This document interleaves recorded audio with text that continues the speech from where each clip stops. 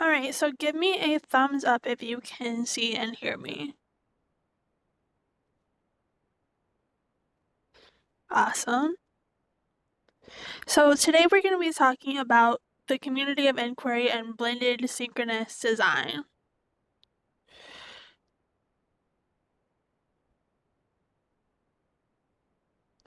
So please take a moment to turn off your phone and put a do not disturb sign on the door. We want to minimize distraction.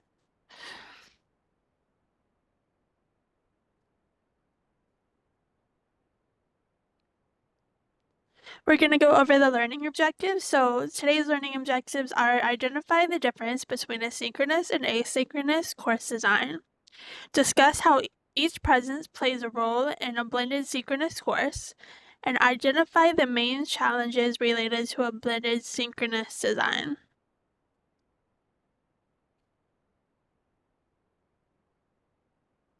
So the big idea, blended synchronous learning combines the advantages of face-to-face learning with accessibility and flexibility. So I want you to reflect. Think about a time when you were in a blended course. What was your experience like? You could type in the chat or raise your hand if you'd like to share.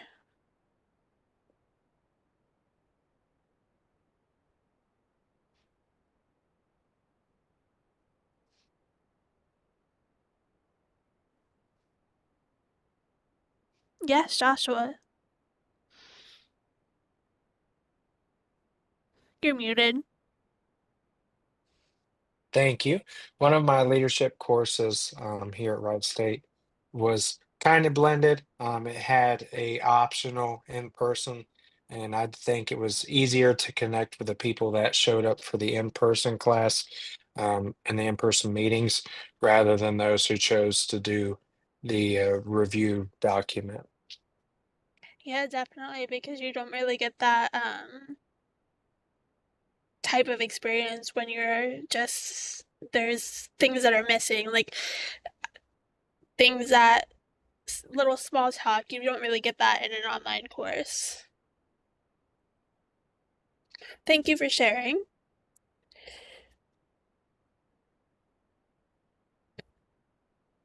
So there are many requirements for blended synchronous learning. They include clear instruction, extensive prep, support staff, flexibility, extensive preparation, and composure. The perception of social presence between remote and face-to-face students depends on a variety of things. So these things are audio and video feeds, prior contact between students, tone of voice, and comfort level with technologies.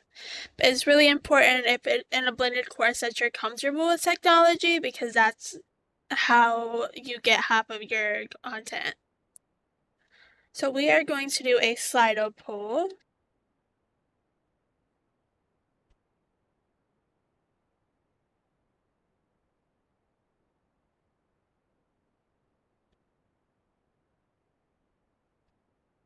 What is not a benefit of blended synchronous learning?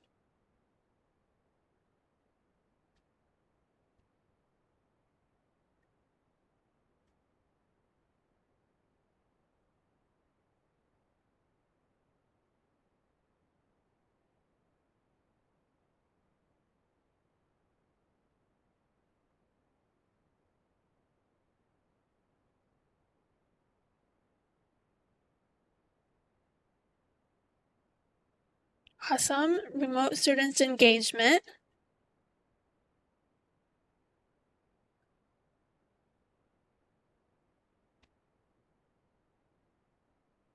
So the answer is remote students engagement.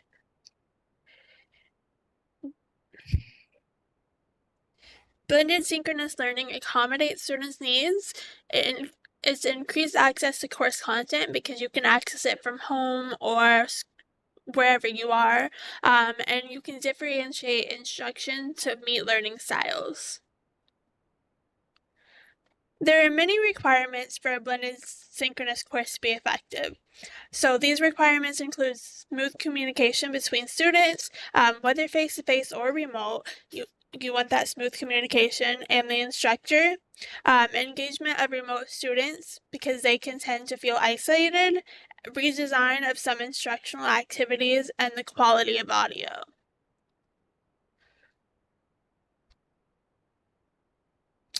So, what are some challenges you could face with blended learning, either with face to face or remote students?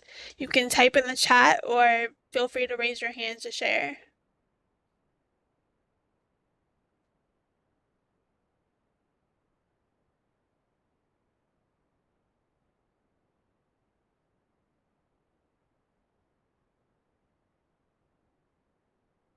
Yes, Ashton. I think some a challenge that you could face could be like language barriers, just depending on um how, sometimes I guess just from my experience, language barriers have been like difficult in like understanding from time to time, just trying to even whether it could be face to face or blended, sometimes that could be a challenge. Yeah, definitely.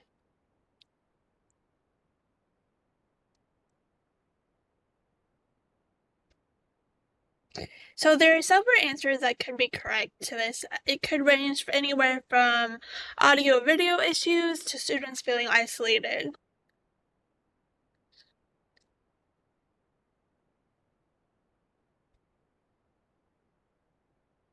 Each presence has a number of things that have requirements that should be met when planning a blended synchronous course. Remote students, they play a large part in the teaching presence in a blended synchronous course. Let's go over some recommendations. So, for teaching present, each activity should be designed so face-to-face and remote students can participate on an equal basis. Again, your remote students can tend to feel isolated, so you want to make sure that the content is spread equally between them. You should anticipate how face-to-face students will interact with your remote students because there can be that disconnect since some of them are face-to-face and some of them are remote. Before the meeting, the instructor should send a message to remote students with all information needed for activities to run smoothly. So we are going to do another Slido poll.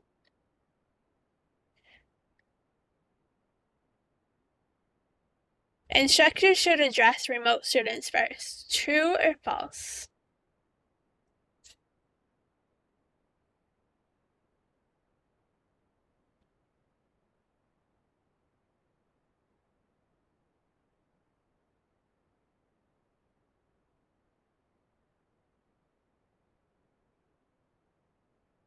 Looks like 2 votes for true, and you guys are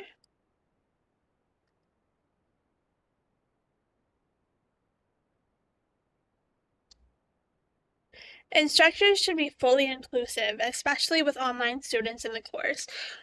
One way to do this is to include students in discussions. You should anticipate technical issues. It's important to test the technology before the class is due to start. You should design activities with an eye on how online students might participate on an equal basis. One way to do this is through the use of a collaborative wall or a whiteboard so that everyone can participate without barriers. So we are going to go into some breakout rooms. So take a screenshot or take a screenshot if you need to. For this case study, you are in charge of a course designed using the Community of Inquiry framework. The primary challenge is the engagement in the online course. Your remote students are feeling isolated and disconnected. So we're going to think about what are some of the things that you can do to reduce the feeling of this isolation of these students.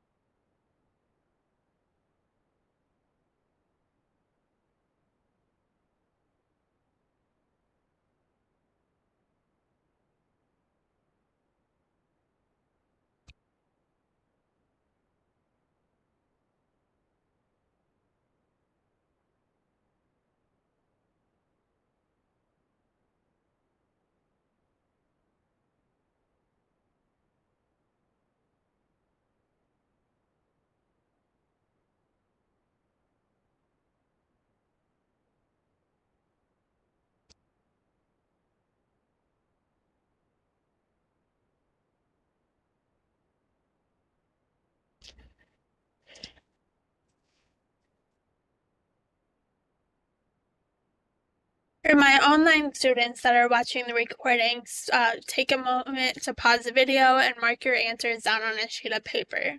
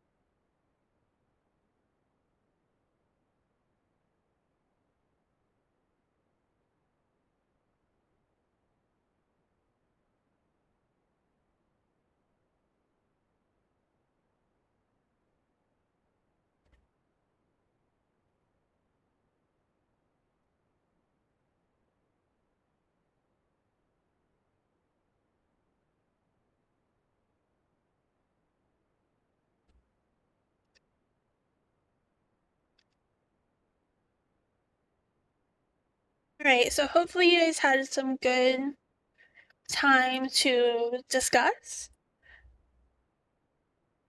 So feel free to raise your hand or type in the chat if you want to share some of what you could do. Yes, Joshua. So my group brainstormed. I think we did a great job. I hope the other groups did a good job. Um, we talked about having like a group chat, just incorporating communication across the different students into part of the course structure. We talked about having like group work or group assignments to get people to work together and get to know each other. Also, utilizing the discussions format, like having an intro discussion at the beginning of class to help foster connections. And then we talked about using different types of grouping technology like Teams or WebEx to encourage people to build those connections utilizing technology as a resource. Yeah, those are some really good suggestions. Um, Weekly discussion forums are a good way to connect. Like you said, using Teams or something like that, and group assignments. A couple, a couple more could be using video introductions at the beginning of the course so that people can put a face to the name or a name to the face. Do weekly office hours so that your students can access you, and providing regular feedback to to students.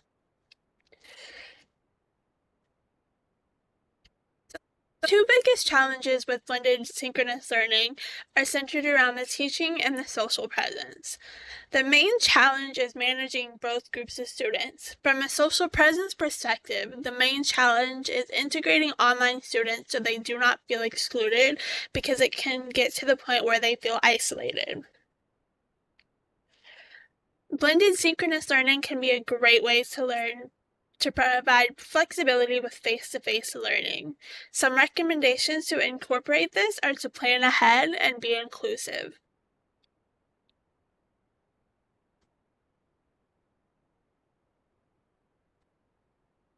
So we are going to use the annotation tool.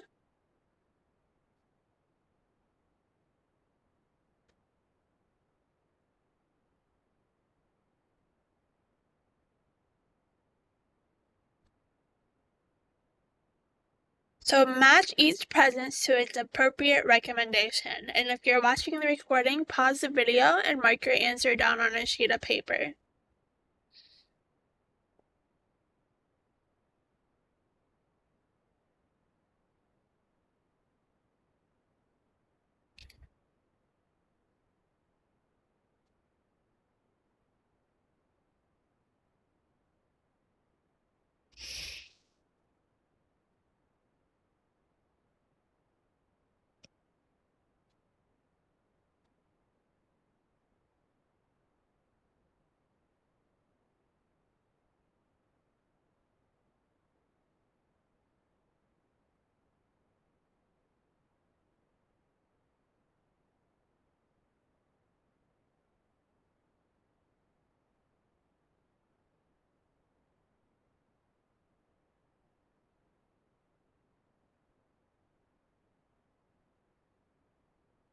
I'll give you guys a few more seconds to finish up.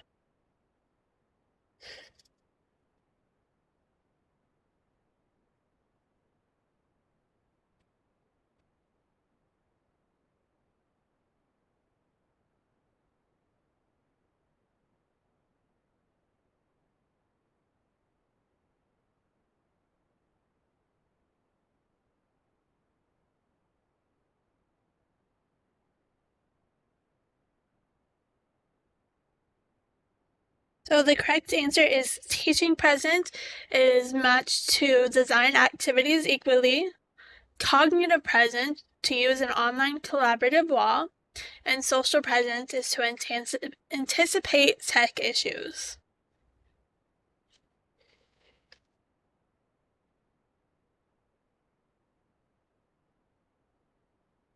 So thank you for coming, and for your participation in today's lesson.